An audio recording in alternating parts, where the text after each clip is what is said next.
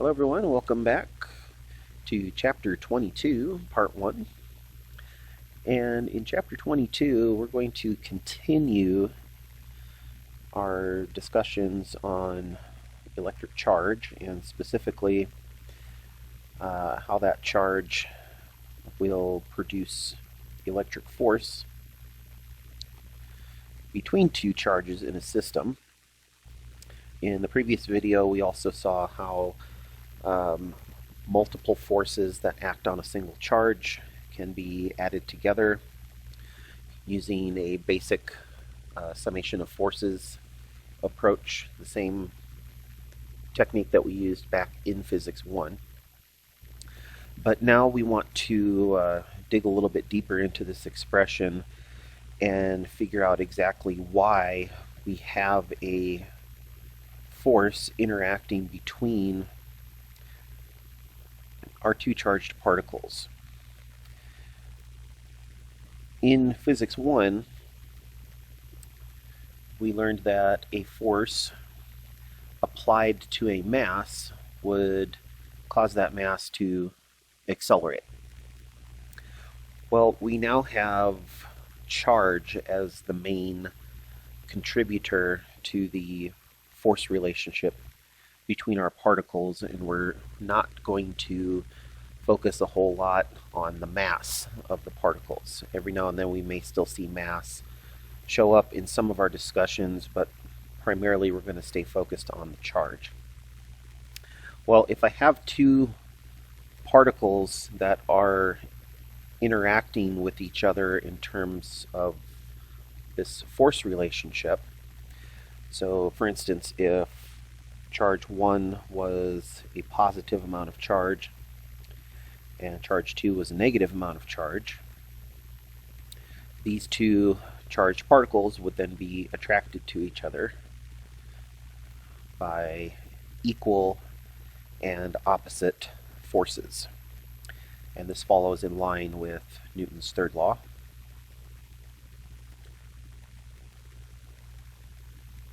But these two particles, they are not physically in contact with one another. And so the question becomes, how can one particle cause a force to be exerted on another if they're not physically in contact with one another? And if we go back to a number of forces that we had in Physics 1, like tension force, normal force, friction force, all of these forces actually required some kind of physical interaction with the object, with the exception of gravity.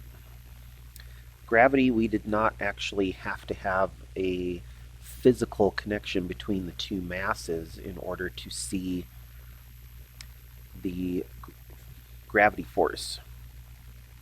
And since we have sort of modeled Coulomb's law based off of Newton's universal law of gravity, well, gravity did not have and did not require direct contact between the two masses to work. We're also not going to require direct contact between the two charges in order for this to work.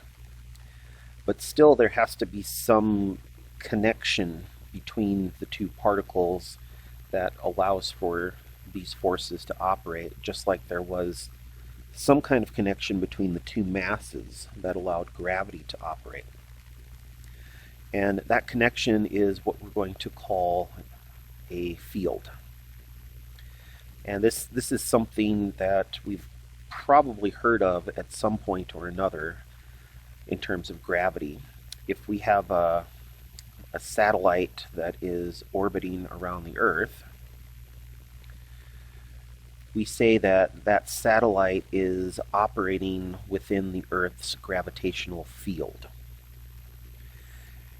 And that gravitational field will cause the satellite to be attracted towards the Earth via that gravitational force. And so we want to take that same idea and see if we can also apply that to what we've had with Coulomb's law. So in the case of the Earth and the satellite, Newton's gravity equation would say that the combination of the masses of the satellite and the Earth, along with the center-to-center separation distance, so in this case that would include the radius of the Earth, this would tell us how much of a force of gravity we would experience. But if I wanted to reduce that expression to, say, just what is happening to the satellite,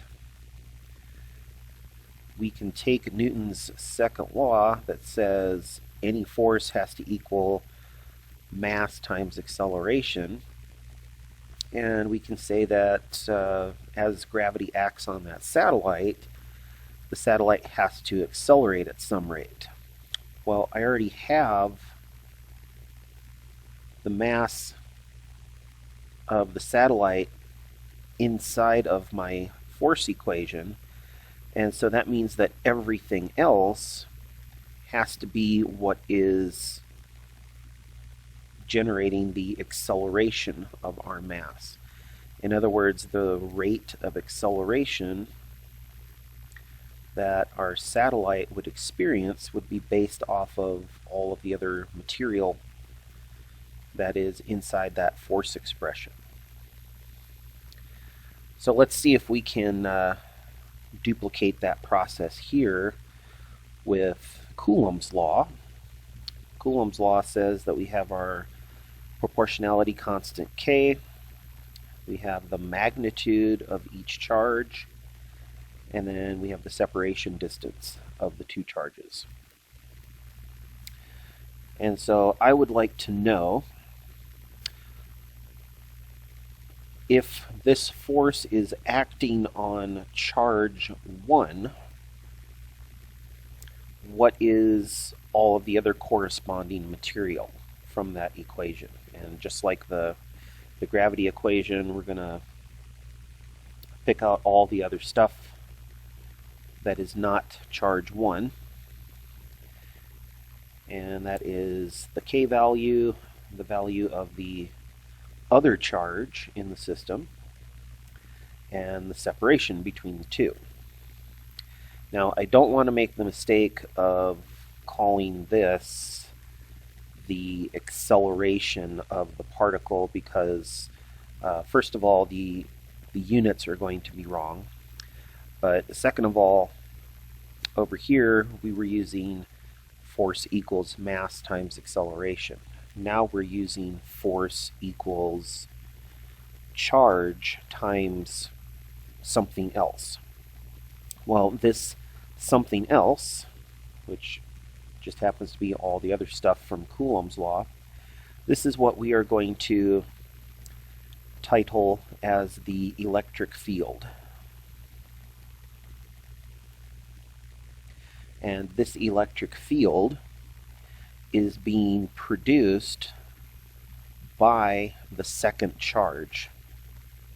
And as that second charge sits a distance of r away from charge 1, charge 2 then produces a force that acts on charge 1. So what I'm going to do is I'm going to put a subscript of 2 next to that electric field expression because it is charge 2 that is generating that field. We now have the electric field, which is generated by charge 2, acting on charge 1, and as such, charge 1 experiences that electric force. Now we could just as easily say the opposite. We could say that charge 1 produces an electric field, that in turn acts on charge 2. Because instead of removing charge 1 from the expression, this time we would remove charge 2 from the expression, and everything that was left over would be the field that is generated by charge 1. And so these two expressions that we've just come up with, we have Q1E2 and we had Q2E1. Well, those are the same expressions. Those are the same equal and opposite forces that are acting on the two charged particles. Oops, and I have the wrong subscript there. There we go. So if we were to expand upon these expressions, E2 is K Q2 over R squared, but then E1 would be K Q1 over R squared. So as we can see, all the same stuff is there. We've just exchanged one charge for the other.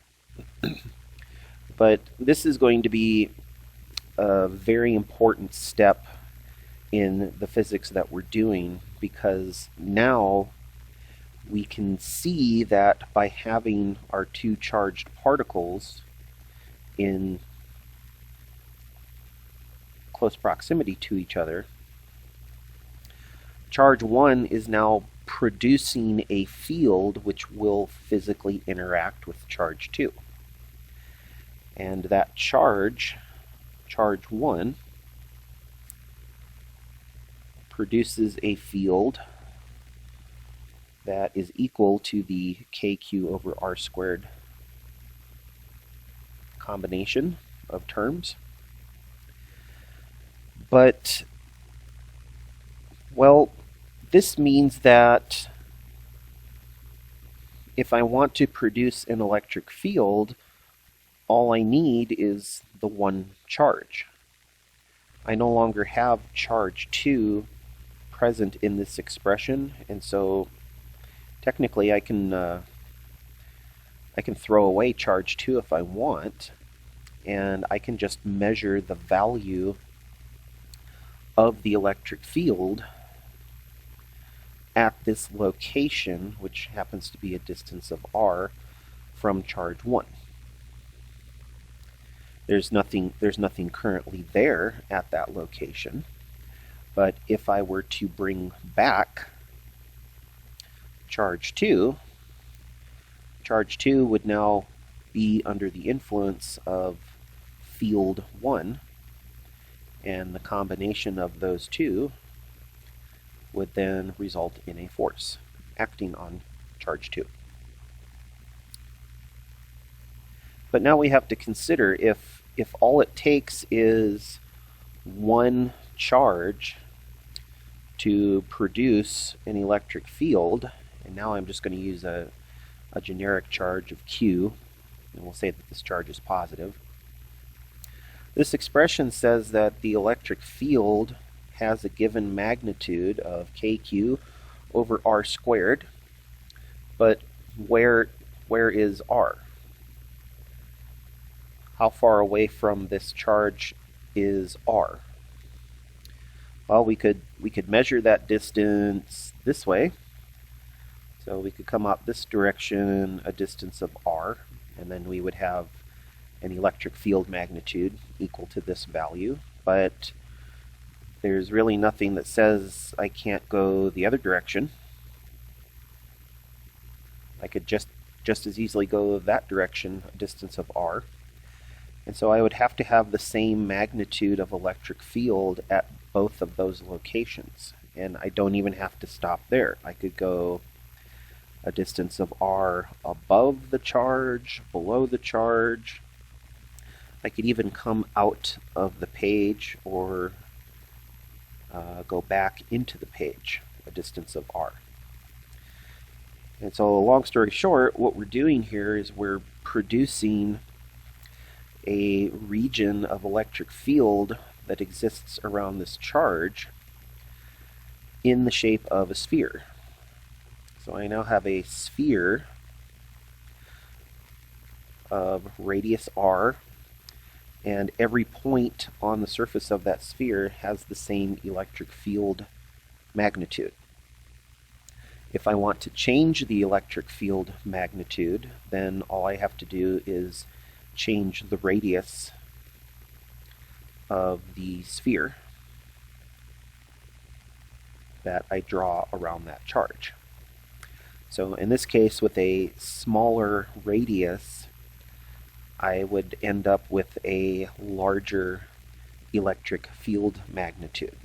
Because if I start putting in smaller numbers into the denominator, the quotient will become larger.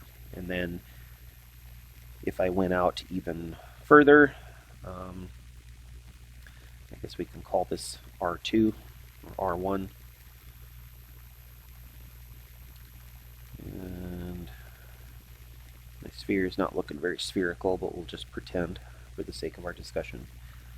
And so at a even larger radius, our electric field magnitude would diminish based on the inverse squares law. And so if R1 were twice the value of R, then the electric field magnitude that we would expect at this surface would be 1/4 the value that we would expect here. Alright, well, back to the force equation. We now have a new force equation that says if we have an electric charge and we place it inside of an electric field, then that electric charge will experience an electric force. So we'll go ahead and bring an electric charge back into the system. Our positive charge is the one that is producing the electric field at the distance r1. And now we've inserted a second charge. We've got a negative charge. And so that negative charge, as it sits inside the electric field that was produced by the positive charge, it will now experience a force. And once again, what we want to do is we want to work with magnitudes or absolute values.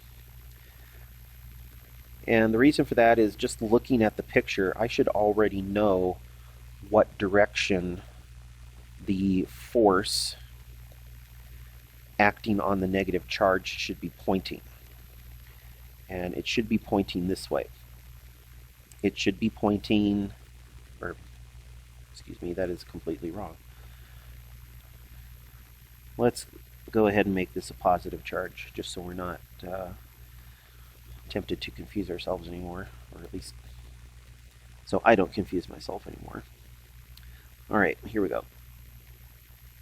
So, like charges will repel. Opposite charges will attract. So I have this force vector that should be pointing directly away from the other charge. One way of thinking about that is that our force is going to point radially outward, away from the source of our electric field. If I put another positive charge right here, I would see that force interaction pointing out. If I put the positive charge here, I would see the force pointing radially out. And the importance of this is because, as I've written up here already, electric force is a vector. It has a direction that it points in. And so something over here on the right-hand side of the expression is going to have to carry that vector hat. And that carrier is going to be the electric field. The reason for that is because electric charge is a scalar. The charge does not have a physical direction that it points. It's true the charge can be positive or negative, but that positive and negative does not indicate a physical direction. So now that we know that electric field has to be a vector, I will once again draw ourselves a positive charge, and I need to draw the vector that this field is producing, except that we've already seen up here that our positive charge is going to be producing electric field lines that go out in all directions, producing these concentric spheres. And so that means that when I draw the electric field that the charge is producing, I have to draw the field lines pointing outward in all directions. Well, how can I have a single vector that points in essentially infinite different directions? And the answer is you can't. You have to pick one. And out of all of those infinite possible directions that the electric field could be pointing, the one that I'm going to pick to work with is the one that interacts with the other charge in the system. Of all of these electric field lines, the only one that is going to intersect the second charge in this system is this electric field right here. And since this is the one that I am going to be dealing with, since this is the one that is going to produce that repulsive force,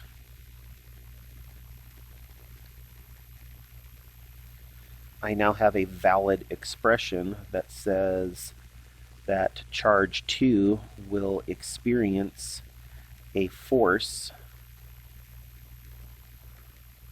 as a result of interacting with field 1. And field 1 is being generated by charge 1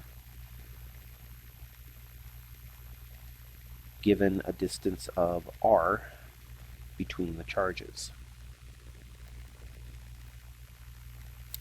Well, I have a positive charge on the screen here, and we have our electric field lines pointing outward. And with our force equation, we have to keep in mind that with this equality, not only do we have to have the same numerical value on both sides, but we also have to have an equal direction for the vectors. Well, looking at the vectors, the force is pointing to the right, and the electric field that interacts with the charge is also pointing to the right. So that is an equality. The problem that we might run into is what happens if we change the second charge to a negative. And if we do that, then the force is going to flip around, because these two charged particles should now be attracted to each other. So I should see a force that is attracting charge 2 towards charge 1. That is not an equality in terms of the directions of the vectors, except that we need to keep in mind that the sign on our charge just changed. Our charge just became a negative. And if that's the case, well, that negative is exactly what we need, because as our electric field points to the right, that negative sign on the charge can now be used to flip over our force vector, and we now have an equality in terms of the vector math.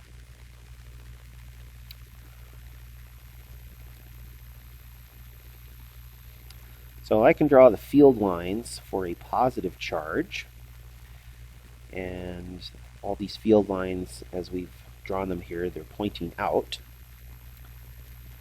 So what would the field lines of a negative charge look like?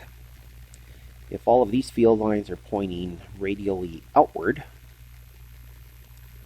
so we have charge 1, which is positive, producing field lines E1 that point outward.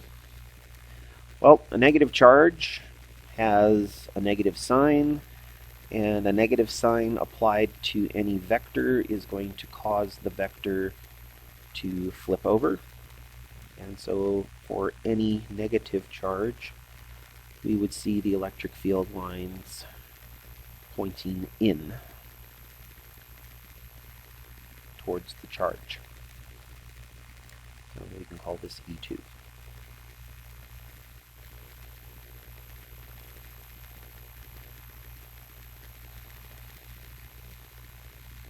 So what would happen if we got a system of multiple charges?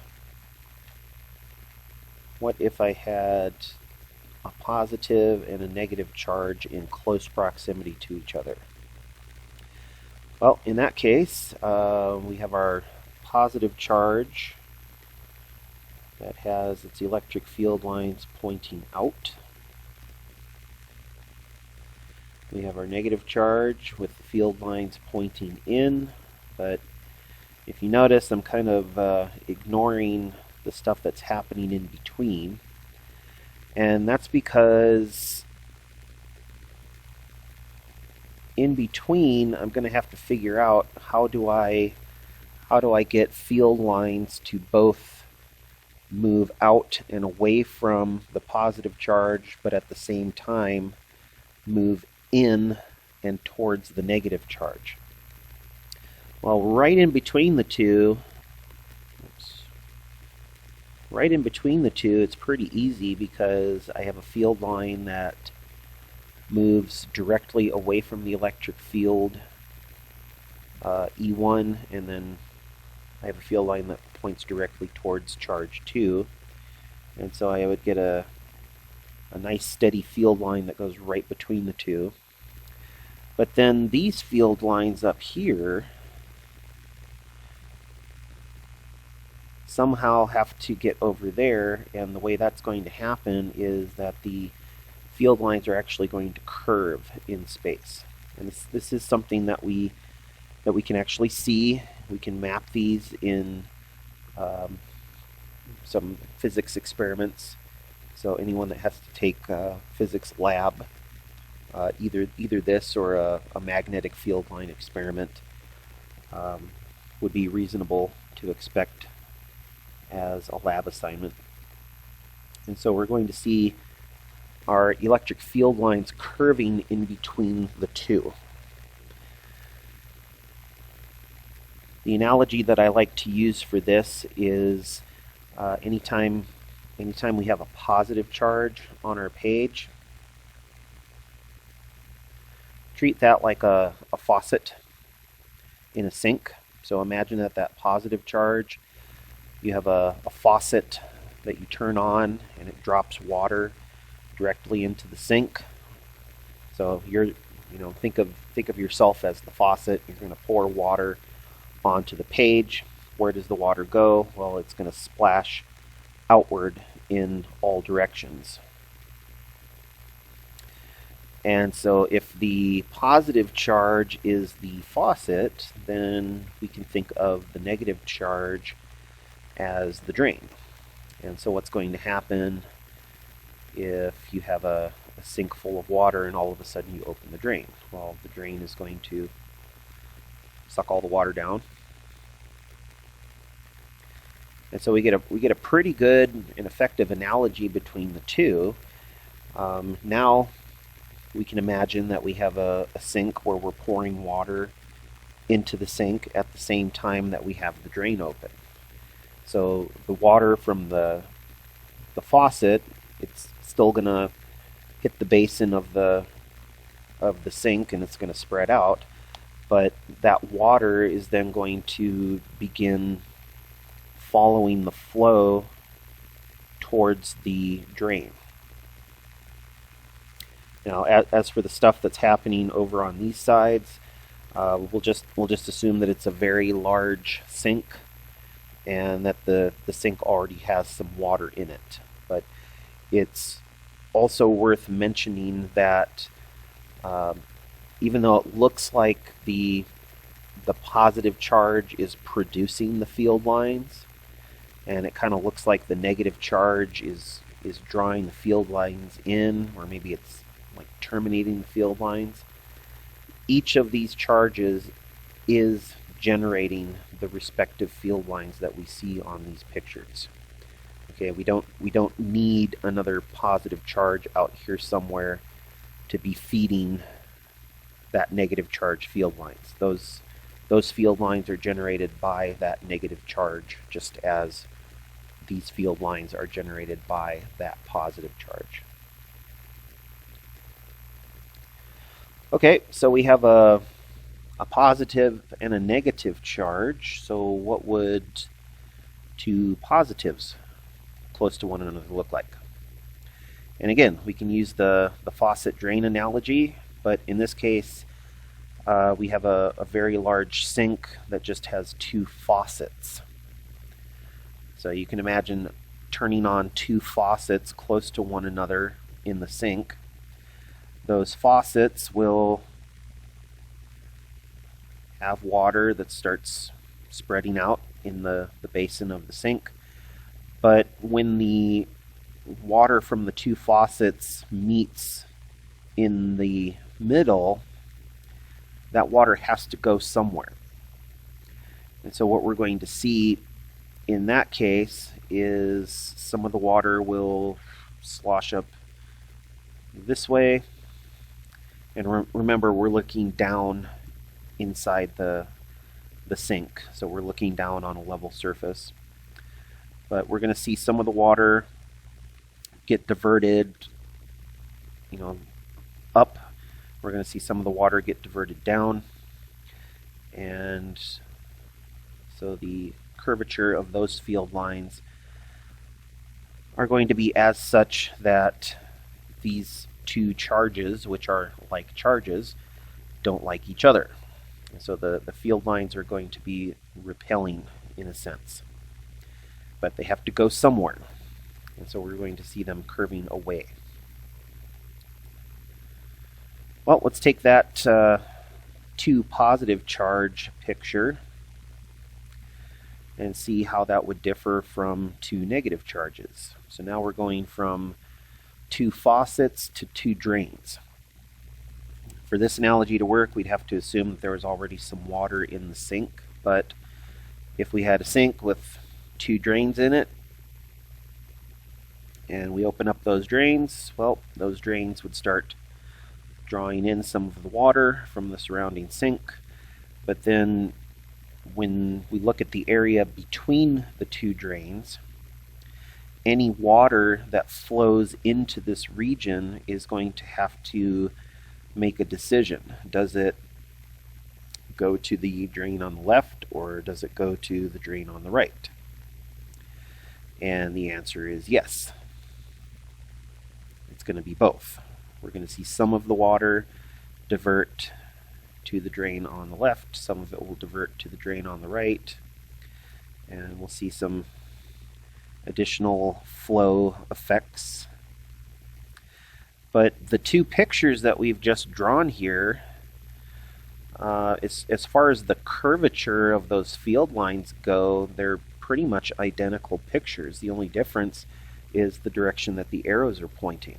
With the positive charges, those field lines have to point out. For the negative charges, the field lines have to point in.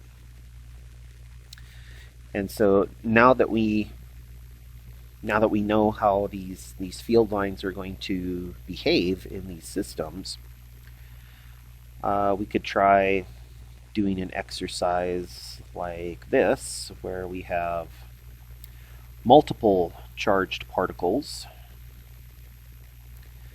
and I want to know what the field lines in this system look like. Now you can still use the faucet and drain analogy. It would definitely be weird because we have what 5 faucets and 4 drains just kind of randomly spaced out all over the place. But there would definitely be directions of flow for the water in all of these systems. I'm going to start with trying to draw some direct flows, but then we start getting resistive flow there between those 2 positives. We're going to get some resistive flow between these 2 negatives.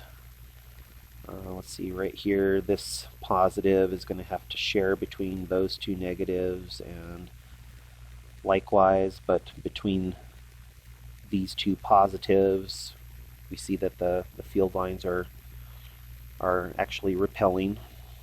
Likewise here, we're going to see field lines having to repel. Get some of that, some of that. See here, something like that, and see something like so. We can. I mean, the more detail, the better. But the main thing to note is that anytime we start to see field lines extending from one source to another, there's going to be some curvature involved with those field lines.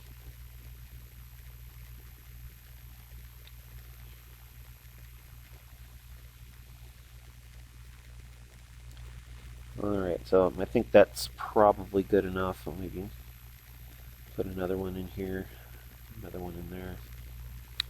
So that's kind of a basic idea of what the field lines inside this kind of a system would look like.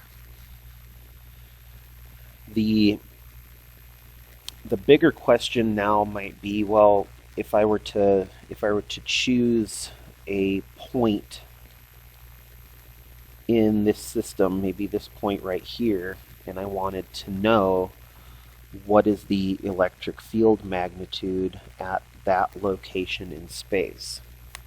Well, I definitely don't want to try to rely on this sketching technique to figure out what the electric field is. Rather, just like the electric force,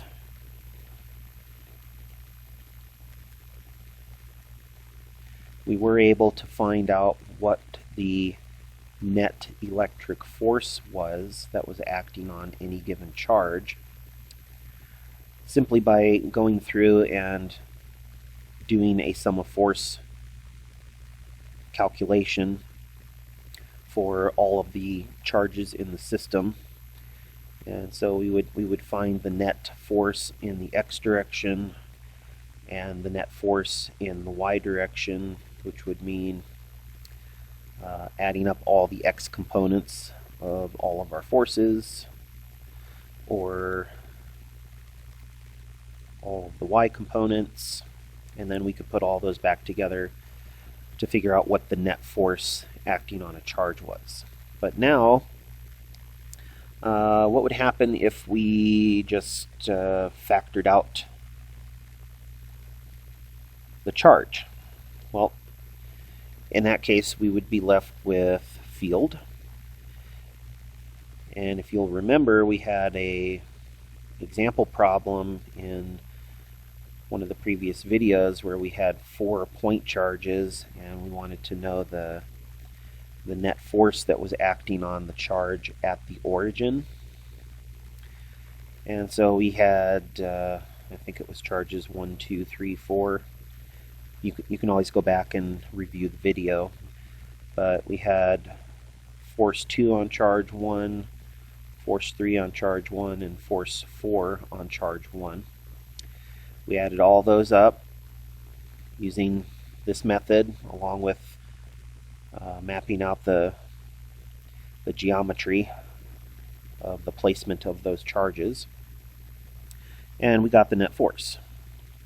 Again, we broke this system down into x and y coordinates. But now, if I want to know the electric field,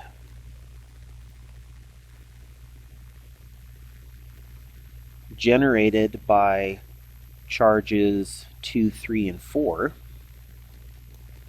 at the origin.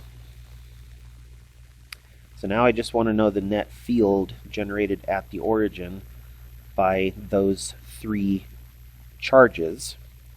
I don't have to have charge 1 at the origin in order for the other 3 charges to be producing field there.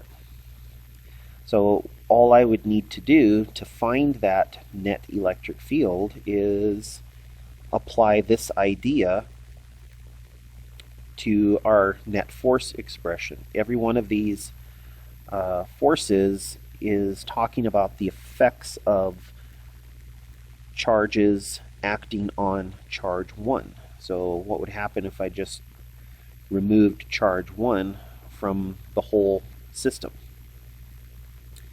Well, in that case, I would have, let's see, F21 divided by charge 1, that would just become field 2. We would have field 3 and field 4, and adding all those up would give us a net field. Now, the reason I show it this way is because if I were to give you a system of particles, for instance, if I were to give you charge 2, charge 3, charge 4, and I asked you to find the net electric field at the origin, well, is this really any different of a problem compared to what we did in finding the net force? And the answer is no. The only difference is that we've removed the charge 1 from the origin, and we're just adding up the effects of all the individual fields. And so this summation of fields is just another example of a physics 1 problem. We're taking a summation of 2-dimensional vectors, and so we would again want to break this down into x and y components of fields, add them up, and then recombine the components to tell us what the net electric field is. But why would you do that if you already had the answer for net force? The only difference between our net force expression and the net field that is acting on charge 1, well, the only difference between those is the value of charge 1.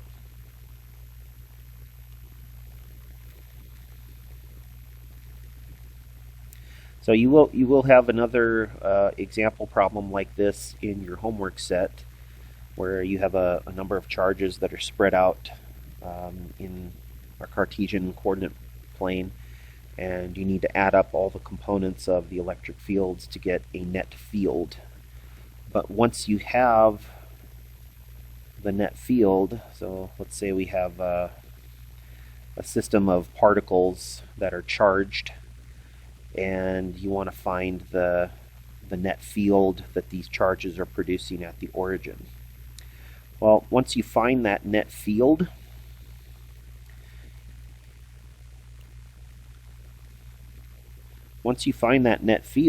then you can place a charge at that location, and you will automatically know what force that charge will be exposed to, because you already know what the electric field is from those surrounding charges.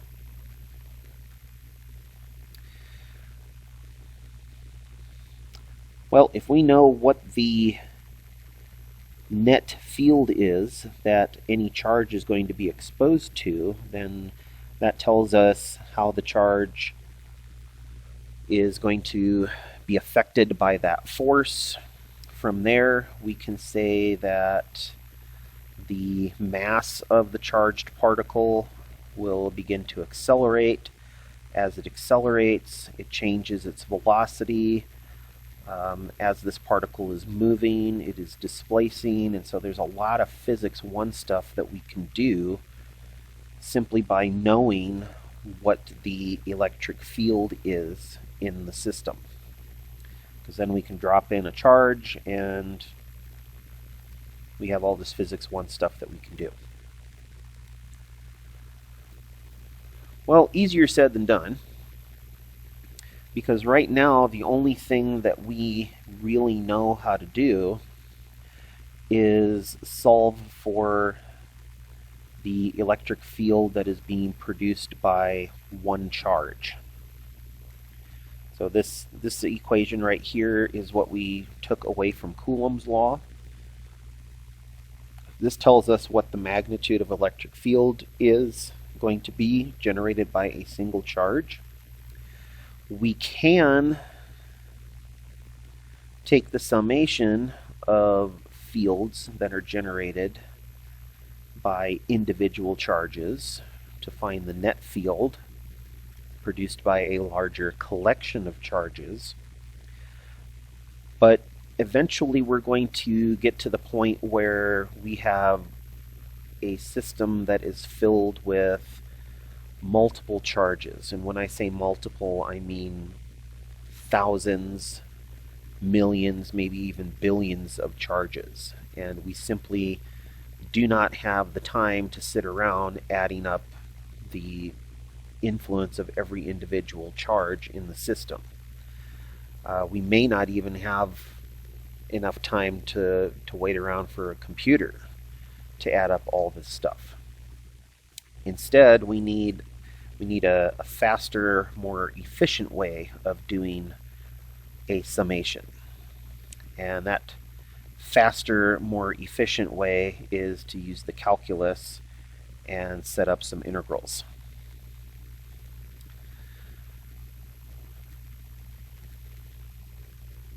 The integrals will allow us to add up infinitesimal contributions.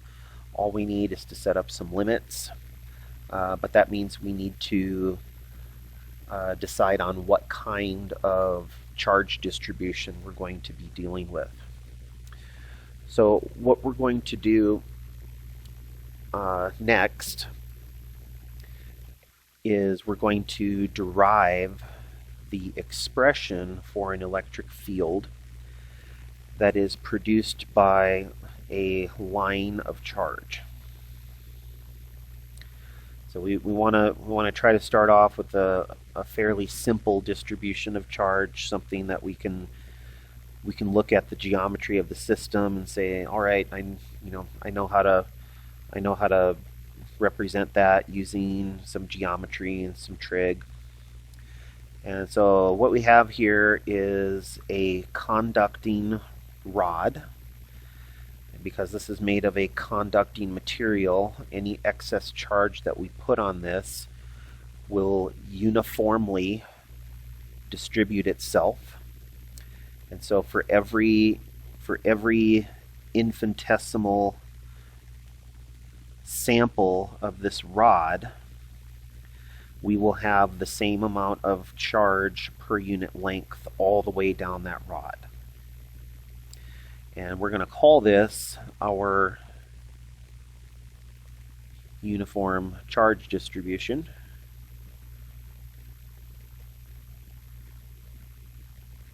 But specifically, this charge distribution is occurring along the length of the rod. So we're going to assume that this rod is very thin. So we don't want to be dealing with surface areas or volumes or things like that. We want a very thin, one-dimensional rod where this charge can spread itself out. And this uniform charge distribution, since this is occurring along a line, we will call this our linear charge density. So we have charge spread out over a one-dimensional length. Typically, whenever I think of the term density, my brain goes back to middle school density, mass over volume, and I keep thinking that it's three-dimensional, but densities can be really any kind of dimension that you want. But in this case, it's a one-dimensional density. And we're going to give it a name. We're going to call that lambda. So lambda is our linear charge density, and it is a uniform distribution. Any sample of this rod has to have the same ratio of charge per unit length as any other sample of the rod. Whether it is the full charge of the rod over the full length, or if it's just infinitesimal little piece. So that infinitesimal little piece right there, that's that little room that I have the charge sitting in. We're going to assume that that is a very, very, very small sample.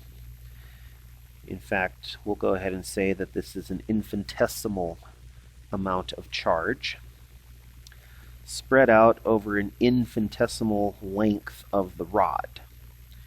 And if you don't mind, I'm gonna use dx just because technically we're operating on a horizontal axis here.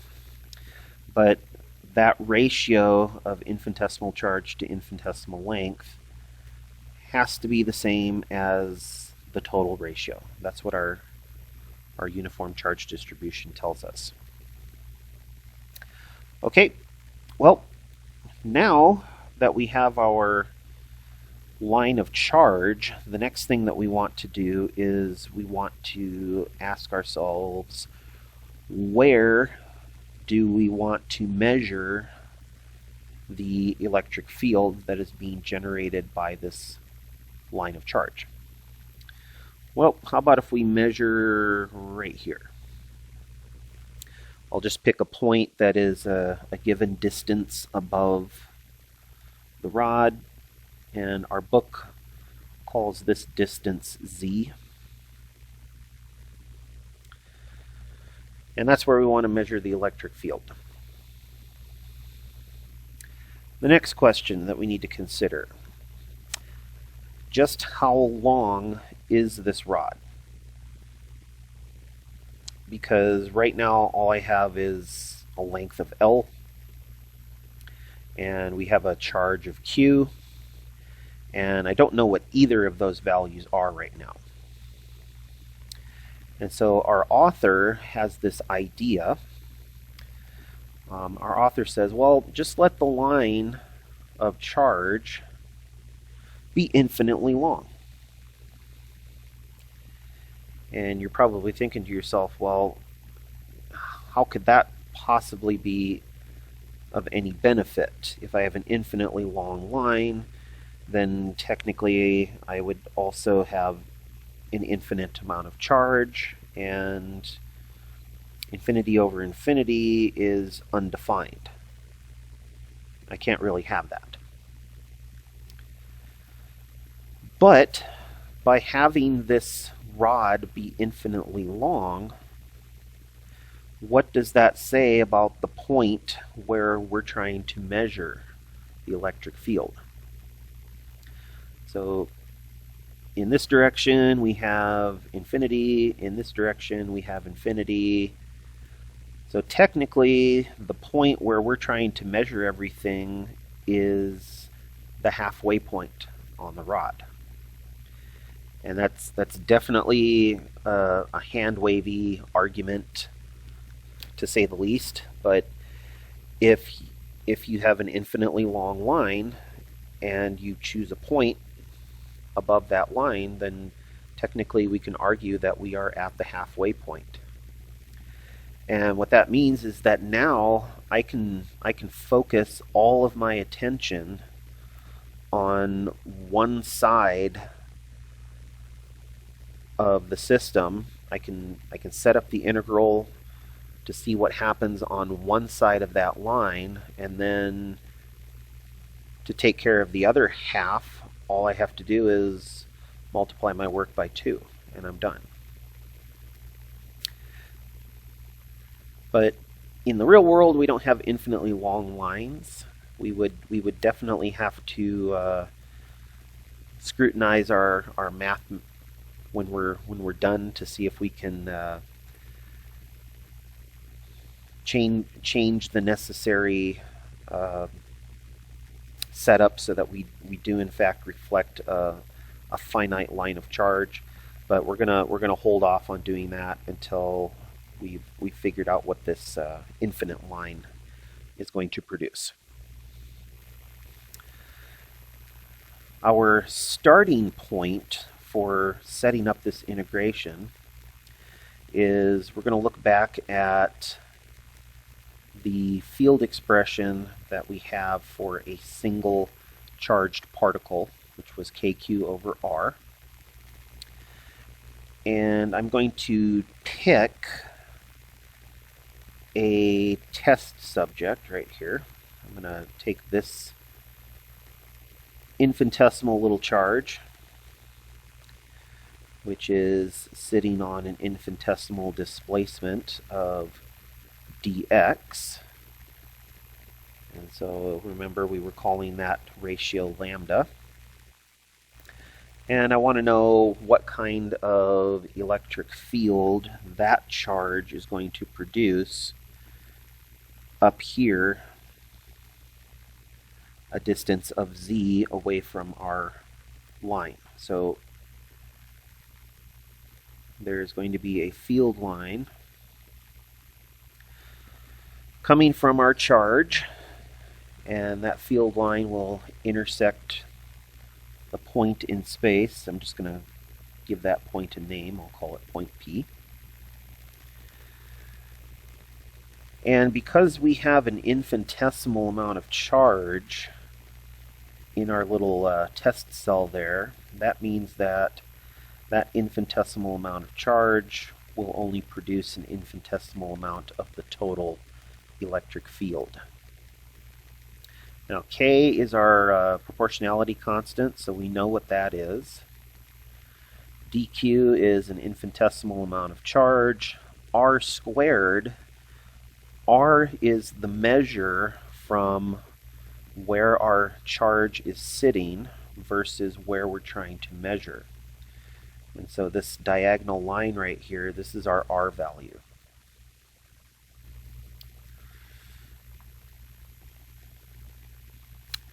Right here, if I take the point where we've measured Z and I go out to where the test charge is sitting, well, that would be a finite length of x, which pairs very well with the infinitesimal displacement that we have right there. And as you can see now, I've constructed a nice right triangle that's using the values of x, r, and z. There's one more addition that I'm going to make to this right triangle. I'm going to put in a theta value, just so I have something that I can use with the trig. And what I need to do next is, starting with our default expression here for electric field, I now need to set up an integral. I'm going to integrate each side of the expression. When I integrate the left-hand side, I will get the full total electric field that is being produced by this charged rod. That's the easy part. The tough part is figuring out how we're going to express the right-hand side of the expression. Because right now, if I were to integrate this, the way that the integral is set up, we're currently set up to integrate with respect to q. Okay, well, if I do that, Remember, this is an infinitely long line, so how much charge do we have? Infinite. And so if I integrate this, I'm going to get infinity. Now some people might say, well, that's your own fault for making an infinitely long line. You should have an infinite amount of field, but that's actually not true. We're actually going to end up with a finite amount of field from this expression.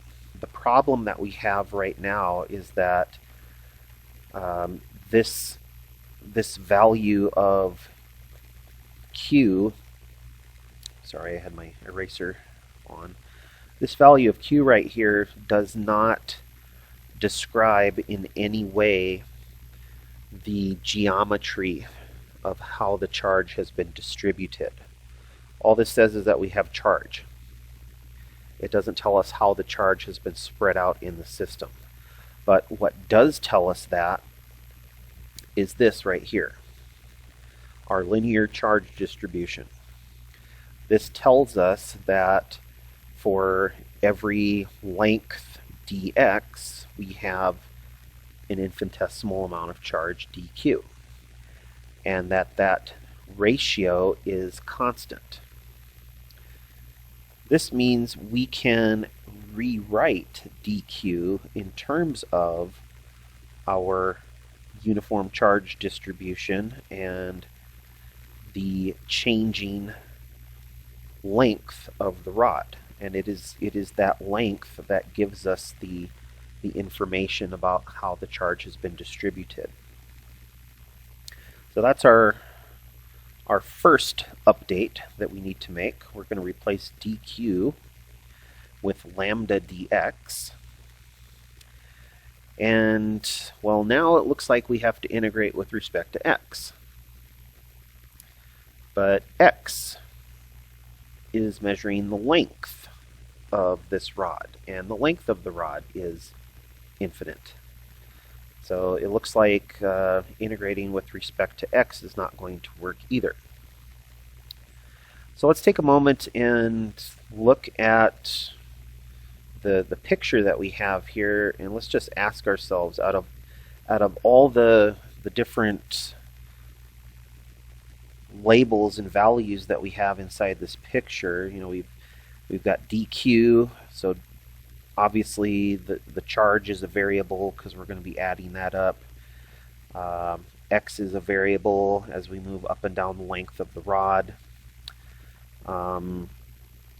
Also, as we move up and down the rod, the value of r is going to change, which means theta is going to change. In fact, the only thing in this entire system that is constant is that z value, because z is just the measure from the rod up to point P, but everything else is a variable. And we only have one integral that we can take, and that means that we can only have one variable inside the expression. Right now, how many variables are inside the expression? Well, there's x and there's r. There's two variables in there. I can't have that. I'm going to have to rewrite one of those variables in terms of the other. And as we've already seen, x probably isn't going to work very well because the length of the rod is infinitely long. So what if we tried rewriting everything in terms of r? Well, if we go out to infinity,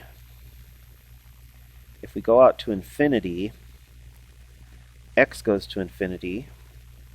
But if we go out to infinity, what happens to r? R is the measure from our point charge up to the point where we're trying to measure our electric field. Well, if I have a point charge that's way over here, what starts happening to r? Well, r starts approaching infinity as well. In fact, there's going to come a point where we get so far away that r is going to look like this. It's going to look like r is almost running parallel to the rod itself because it has so far to go to get to that last charge on the end. Okay, so what's left? We can't integrate with respect to Q because there would technically be infinite charge on the line. We can't use X because the line is infinitely long. And we can't use R because that would be infinitely long, so I guess that just leaves theta. If I were to try to integrate with respect to theta, well, I would start right here where z is at, and how far would I have to go? Well, in that case, even if I did allow r to go all the way to infinity, theta could only achieve an angle of 90 degrees.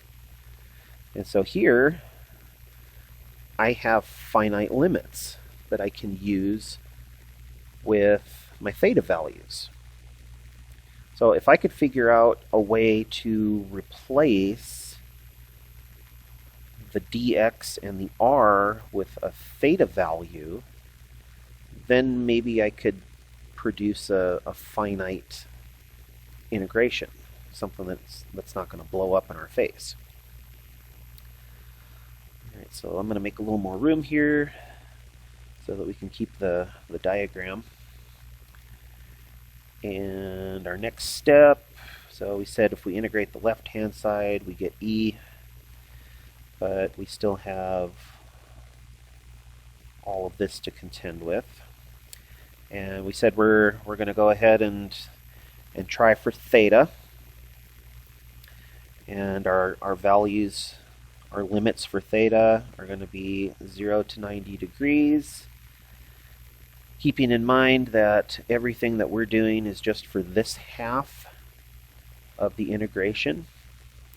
If I want to take care of the other half, then I need to incorporate a 2.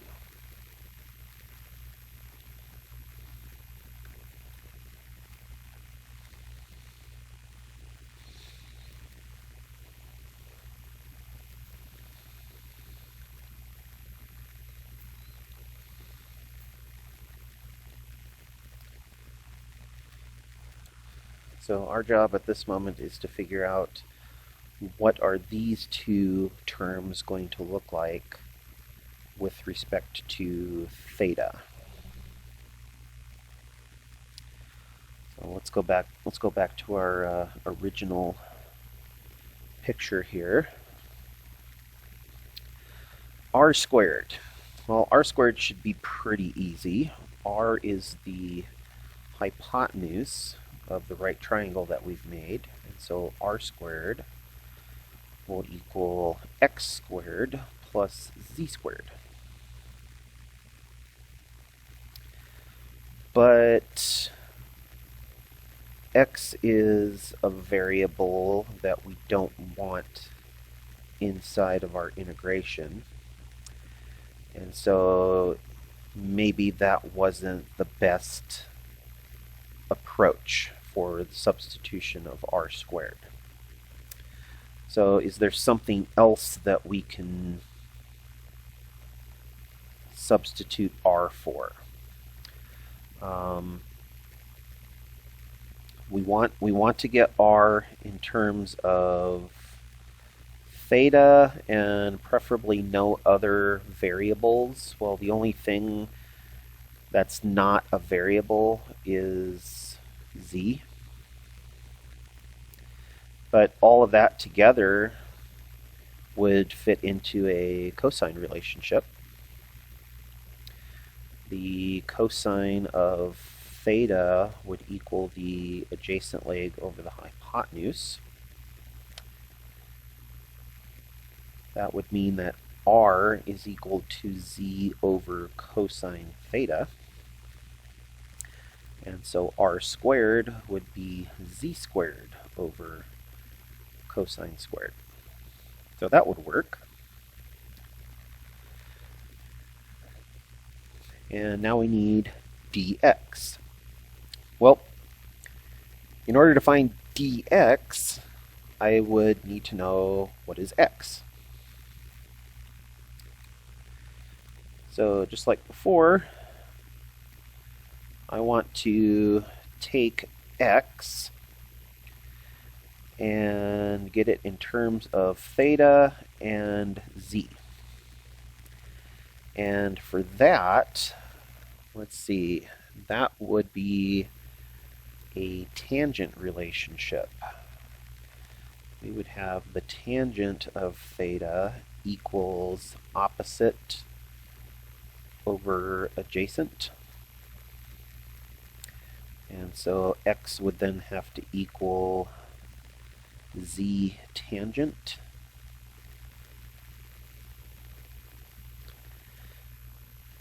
And now that we have x, we can find dx. And finding dx means that we would have to take the derivative of z tangent with respect to theta. And for those of you that had some of your trig functions memorized in terms of the calculus, our tangent is going to turn into a secant squared. Alright. Now we can finally put all this stuff together. We have 0 to 90 k lambda dx is now z secant squared theta. Technically there's a d theta there. All over r squared, which we now know is z squared over cosine squared.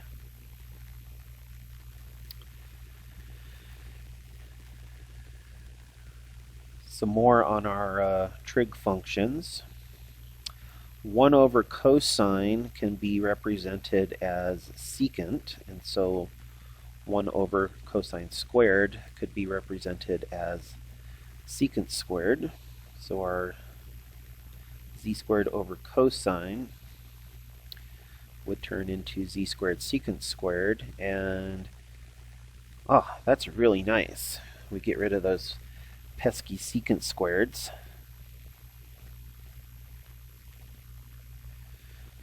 And at this point, you know what? Let's move all the constants out to the front of our integral. K is a constant, lambda is a constant, we have z over z squared, so that's 1 over z, and then I just have d theta, that's it? Well, unfortunately, no, that's not it. If I want to integrate with respect to theta, technically I'm going to have some kind of function that involves theta. And right now I don't have that. I just lost all the functions. And it's not because we did anything wrong in the math. Quite the contrary. We've done everything correct. But there is one thing, very, very important thing, that we've kind of glossed over, and that is that these electric field lines that are coming from these charges, these are all vectors. And so our little test charge that we've been using here, that's sending an electric field line that comes up here and continues going in this direction. But at the same time that charge is producing its field, that charge has an evil twin over here on the other side, which is the same magnitude of charge, it's the same distance away, and it's producing an electric field line that comes up this way. And when that happens, we have two vectors that are meeting at the same point, and as they do, those vectors have to add together. Well, these vectors are going to have components in the x and y directions. And the x components of these vectors are going to cancel each other out. The only thing that's going to remain will be the vertical components of those vectors. And here's the great thing about the trig. The angle that we've been using right here is going to be the same as the angle right here. And so this vertical component of the field line, I'm gonna move it over right here so that we can see that it is in fact a cosine relationship with the angle. And then we've got the other one. Whoa, that's what I get for not turning off the eraser. We've got this other vertical component over here that's going to contribute just as much, but that contribution is factored into the 2 that we've been using right there. But if I want to ensure that only the vertical components of my electric field lines survive through this integration process, then I am going to have to introduce that cosine relationship that exists for those vertical components. And now I have something that I can integrate with respect to theta, and we can finish off the math. So 0 degrees to 90 degrees of cosine theta. The integral of cosine goes to sine. So we now have 2k lambda over z. We evaluate at our limits. So sine of 90 is 1, minus sine of 0 is 0. And we're left with 2k lambda over z.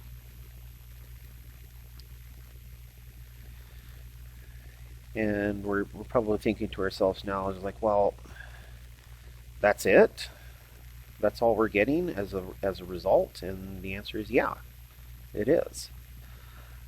It's at this point that we would now question just how realistic it is to have an infinitely long line of charge, and obviously it's not. But this outcome right here could be used as an estimate for a system where you might have a relatively small particle that is close to a relatively large charged surface. So case in point, if you were to set a proton very close to the surface of a ruler, that ruler would look infinitely long in comparison to the electron, and so we could use this outcome as an estimate as to what was going to happen. Otherwise, if you did have a finite line, then we could not take our integration all the way out to 90 degrees. Instead, we would have to know, given z, along with the length of our line,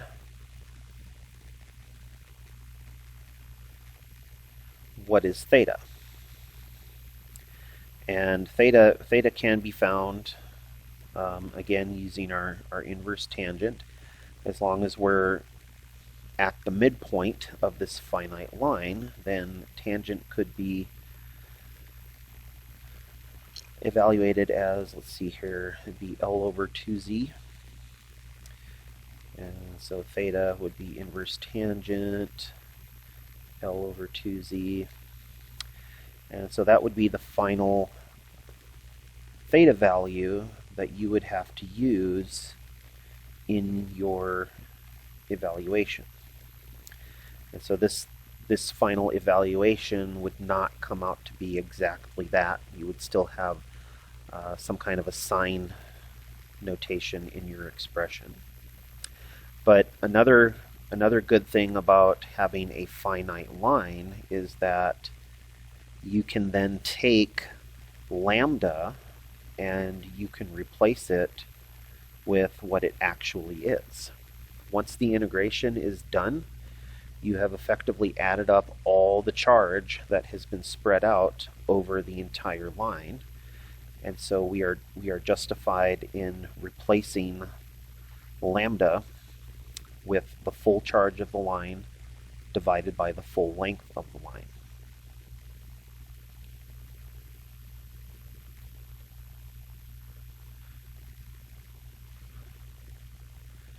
And so there we have it.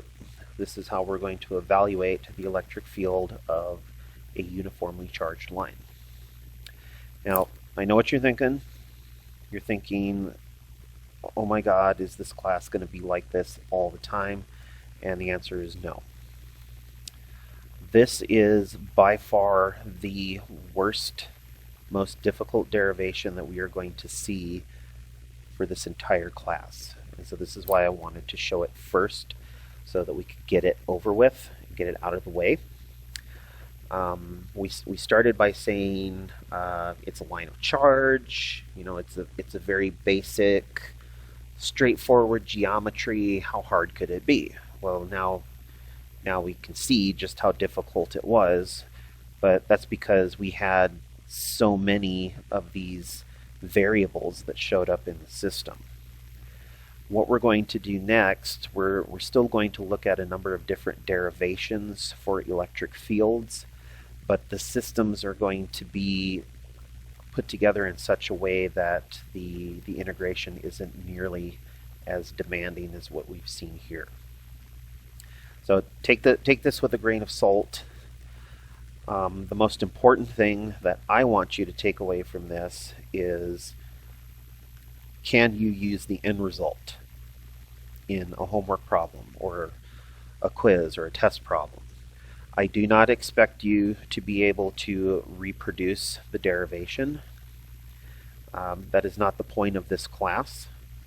However, I do want to show you the derivations so that you can see where these equations are coming from. There is a certain importance that comes from knowing and understanding where these equations are coming from, how they were put together, because if you understand how these problems were derived, then you can go back and you can make the necessary amendments to these equations